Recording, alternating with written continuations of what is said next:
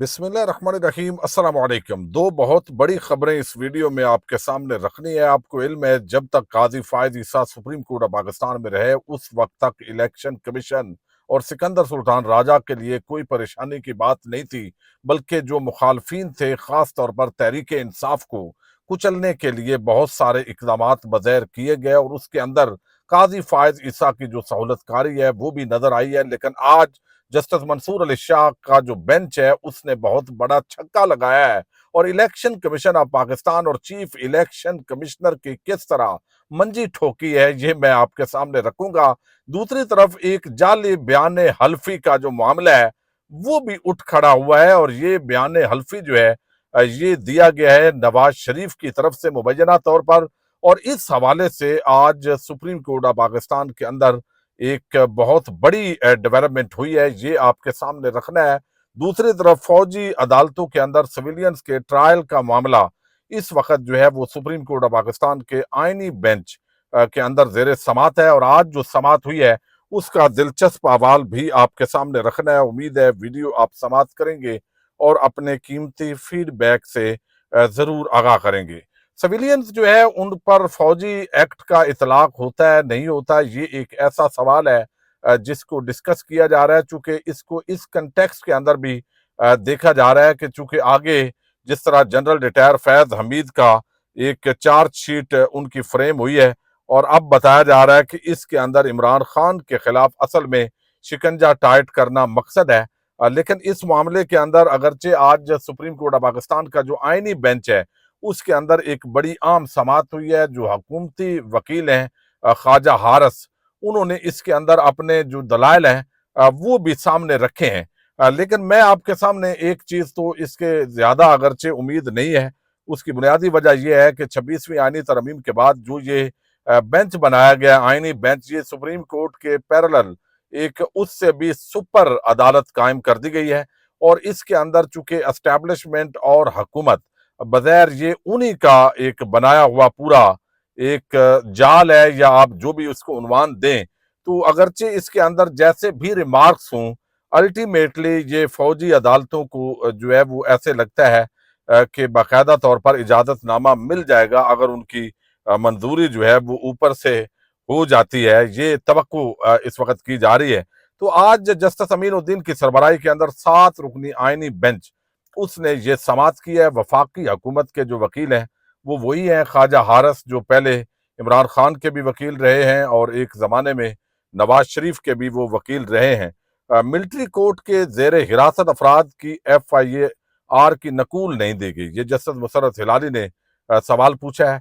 फिर military courts case में अदालती फैसले 2 हिस्सों पर मुश्तमिल है, ख्वाजा हारस ने बताया है। जो ख्वाजा हारस ने दलाइल दिए हैं उसके मुताबिक उन्होंने कहा है कि एक हिस्से में आर्मी एक्ट दफात को कलअदम करार दिया गया है। यानी आपको इल्म है कि ये जो फैसला है सुप्रीम कोर्ट ऑफ पाकिस्तान वो ये फैसला दे चुकी है कि सिविलियंस का फौजी अदालतों के अंदर ट्रायल नहीं हो सकता। लेकिन इस पर फिर काजी फायद ईसा के दस्ते रास्त जो अब भी एडहाक जज के तौर पर सरदार तारक साहब लाए गए हैं, उनकी सरबराही के अंदर एक बेंच बनाया गया जिसने वो मामलात मुअत्तल कर दिया वो फैसला। और फिर उन्होंने कहा था कि ये बुनियादी इंसानी हकूक पता नहीं हमें कहाँ ले जाएंगे। एक ऐसा बंदा जो बुनियादी हकूक के भी ज़हनी मुखालिफ है, बहरहाल उसको फिर सुप्रीम कोर्ट का जज बनाया गया है। तो ख्वाजा हारस ने बताया कि दूसरे हिस्से में मुल्जमान की मिलिट्री कोर्ट में कस्टडी है। मिलिट्री कोर्ट्स को पूरा केस आर्टिकल 8 के गिर्द घूमता है। ये आज जस्टिस मंदोखेल ने रिमार्क्स दिए हैं और फिर जस्टिस मोहम्मद अली मदर ने कहा कि 5 रुकनी बेंच ने आर्मी एक्ट दफात को आर्टिकल 8 से मुतसादम करार दिया।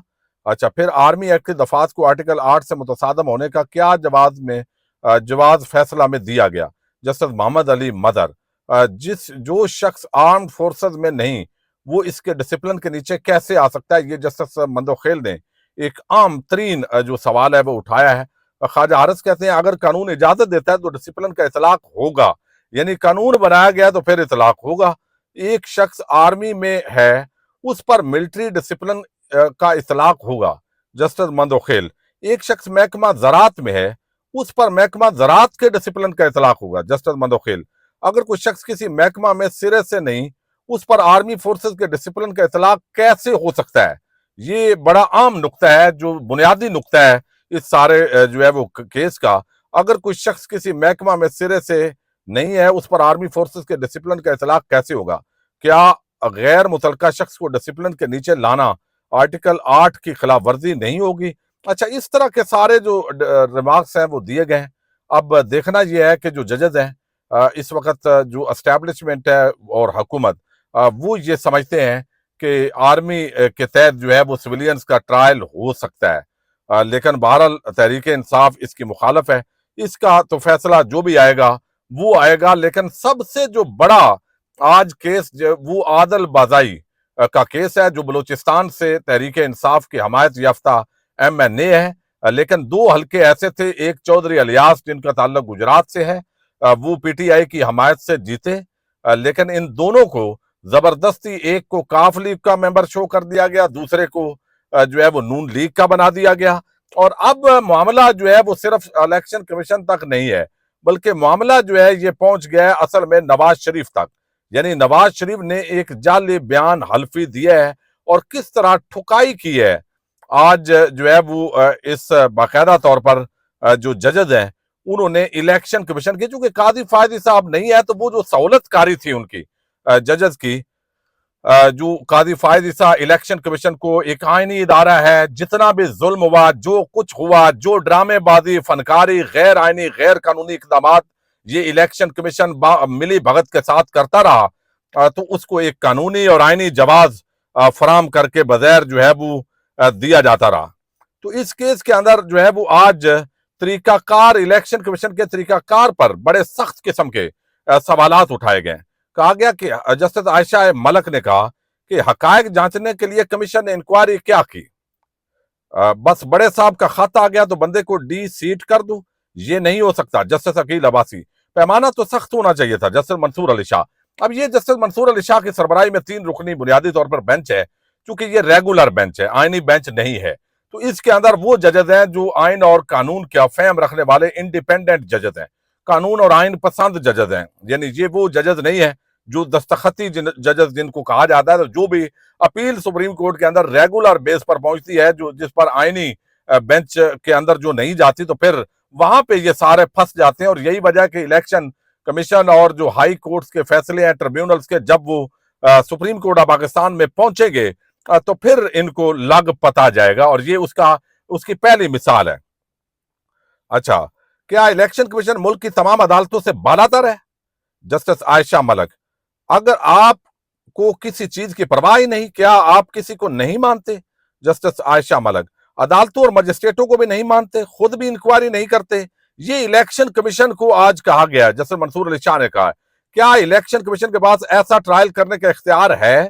جسٹس منصور علی شاہ، ٹرائل کورٹ کی پاور الیکشن کمیشن کے پاس کہاں سے ہے؟ یہ بتائیے۔ الیکشن کمیشن تو بلڈوزر لگایا ہوا ہے آپ نے، یعنی مخالف جو ہے وہ یا پی ٹی آئی والوں کو آپ بیلڈوز جو ہے وہ کر رہے ہیں۔ اچھا، پھر اس کے اندر جو ہے وہ مزید ڈی سیٹ کرنے کا جو معاملہ ہے اس کے اندر یہ سوالات تو اٹھائے گئے ہیں، لیکن ساتھ ہی ایک اور بات کی گئی ہے، وہ یہ کہ نون لیگ کا جو صدر ہے نواز شریف، بتایا یہ گیا ہے کہ عادل بازائی کیس میں انہوں نے جعلی، مبینہ طور پر جعلی بیان حلفی پر ان کی نااہلی کا ریفرنس الیکشن کمیشن بھیجا ہے، چونکہ وہ صدر تھے نون لیگ کے، تو الیکشن کمیشن نے بھی اسی جعلی حلفیہ بیان پر نااہلی کا فیصلہ سنایا ہے۔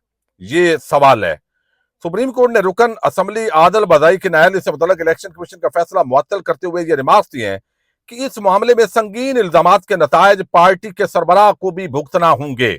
یعنی یہ نتائج جو ہے وہ نواز شریف کو بھی بھگتنا ہے، جو نون لیگ کے سربراہ ہیں ان کے گرد بھی شکنجہ ٹائٹ کیا جا رہا ہے۔ عدالت نے مختصر حکم نامہ جاری کرنے کے بعد جو ہے وہ کہا ہے کہ تفصیلی فیصلہ ہم جو ہے وہ کریں گے، اور اس کے اندر جو ہے وہ ساری ڈیٹیل ہم دیں گے، اور اس کے اندر جو ہے وہ یہ جو سربراہ صاحب ہے نا میاں نواز شریف صاحب، ان کو بھی اس کے اندر جو ہے وہ نتائج بھگتنا پڑیں گے، چونکہ یہ اگر جعلی جو ہے وہ ثابت ہوتا ہے کہ یہ جعلی قسم کا بیان حلفی ہے، تو پھر یہ اس کے اندر کون کون شریک ہے، کس طرح سے جو ہے وہ شریک ہے، یہ ساری جو چیزیں ہیں وہ بھی سامنے آئیں گی۔ اچھا، پھر اس کے اندر جو ہے وہ کہا گیا ہے، الیکشن کمیشن کو کہا گیا ہے کہ آپ کے پاس 2 بیان حلفی آئے تھے، ایک جیتنے والا کہہ رہا ہے میرا ہے اور دوسرا وہ کہتا ہے میرا نہیں ہے. آپ نے کس اختیار کے تحت بغیر انکوائری کے ایک بیان حلفی کو درست مان لیا؟ اور کیا الیکشن کمیشن یہ کہہ سکتا ہے کہ بس ایک بیان حلفی پسند آیا اور دوسرا جو ہے وہ نہیں آیا؟ وہ بھائی ایک بندہ جس نے الیکشن لڑا ہے، بات یہ آج کہی گئی ہے، اس کا بیان حلفی ایک پیش کیا گیا نواز شریف کی طرف سے، وہ کہتا ہے کہ یہ میرا نہیں ہے، بھائی میرا یہ ہے، میں تو تحریک انصاف کی حمایت سے جیتا ہوں، میرا تو نون لیگ کے ساتھ کوئی تعلق واسطہ ہی نہیں ہے. تو جب میرا کوئی تعلق واسطہ نہیں ہے تو آپ کو بیان اس بندے کا ماننا چاہیے تھا، نہ کہ نواز شریف کا. اور آپ کو یعنی آپ اس طرح یہ سارا دھندا کر رہے ہیں، جو آپ کی مرضی ہوتی ہے، آپ یعنی آپ کے پاس ٹرائل کے اختیارات نہیں، آپ عدالتوں کو مانتے نہیں، اور آپ اس طریقے سے جو ہے وہ ساری چیزوں کو لے کے جا رہے ہیں. تو آج بھرپور طریقے سے سکندر سلطان راجہ، ان کی لیگل جو ٹیم ہے، ان کی کارکردگی پر، ان کے کنڈکٹ پر سوالات اٹھائے گئے ہیں. عادل بازائی جو ہے ان کو جو ڈی سیٹ کیا گیا، اس فیصلے کو کالعدم قرار دے دیا گیا ہے. یہ پہلا تازہ ہوا کا جھونکا ہے تحریک انصاف کے لیے کہ آئینی بینچ تو دوسری طرف کر دیے گیا، لیکن جو ریگولر اب درخواستیں اگر ہائی کورٹس کے اندر یہ فیصلے ہو کے سپریم کورٹ پاکستان میں آتے ہیں، اور جسٹس عقیل عباسی ہوں، جسٹس منصور علی شاہ ہوں، جسٹس عائشہ ملک ہوں، انہوں نے پوری منجی ٹھوکی ہے. آج یہ ان کے کرتوت ہیں، یہ ان کا جو ہے وہ آج پورا جو ہے وہ ننگا کر کے رکھ دیا ہے. اور اب امید ہے کچھ افاقہ ہوگا، چونکہ قاضی صاحب کی سہولت کاری جانے کے بعد جو ہے وہ یہ اب نواز شریف کا جو بیان حلفی ہے وہ جعلی جو ہے وہ اگر ثابت جس طرح ہو رہا ہے یا ہوتا ہے تو نواز شریف کے خلاف بھی اقدامات کیے جا سکتے ہیں. لیکن اس وقت آپ کو علم ہے جو رجیم پاکستان پر مسلط ہے، ممکن ہے وہ خدا نخواستہ عادل بازائی کو پہلے ہی اغوا کر کے تو وہ کہیں جی یہی میرا اصل ہے. تو یہ اگر بدماشی اس طرح کی نہ ہوئی تو نواز شریف جو ہے وہ بھی شدید اس کے اندر جو ہے وہ پھنس گئے ہیں. پاکستان زندہ باد.